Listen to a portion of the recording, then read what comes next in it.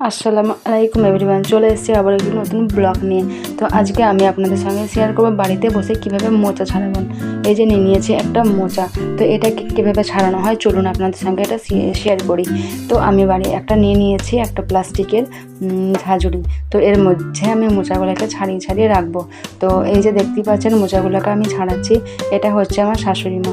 তো মোচা কীভাবে ছাড়াতে হয় আমার জানা নেই, তো আমার শাশুড়ি মা এটাকে ছাড়িয়ে ছাড়িয়ে শেখাচ্ছে আমাদেরকে। তো শিখে নিচ্ছি, কোনো কষ্টই নেই, এটা খুব ভালোভাবে আরামসে বাড়িতে বসেই করতে পারবেন। তো এই যে ছাড়িয়ে দিচ্ছে এটাকে। মোচা কে কে পছন্দ করেন, কারা কারা খেতে ভালোবাসেন অবশ্যই জানাবেন। এটা চাইলে আপনারা পোস্ত দিয়েও রান্না করতে পারেন, কিংবা এটাকে বড়া করেও খেতে পারেন। এটাকে মিক্সার গ্রাইন্ডে কিংবা শিলের মধ্যে পেস্ট করে নিয়ে আপনারা বড়া করলেও করতে পারেন, খেতে খুবই টেস্টি লাগবে। আর এই মোচা খাওয়াটা খুবই ভালো, এটা স্বাস্থ্যের পক্ষে খুবই ভালো। এটা একটা নিরামিষ খাবারই বলতে পারেন।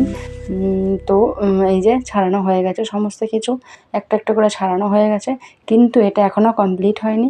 এরকমভাবে এর ভিতরে একটা করে নলের মতো থাকে সরু পাড়া, ওটাকেও বের করে ফেলতে হবে। ঠোঙার মতো থাকে সেগুলোকেও বের করে ফেলতে হবে, নাহলে কিন্তু এটা খেতে খুবই কষ্ট লাগবে।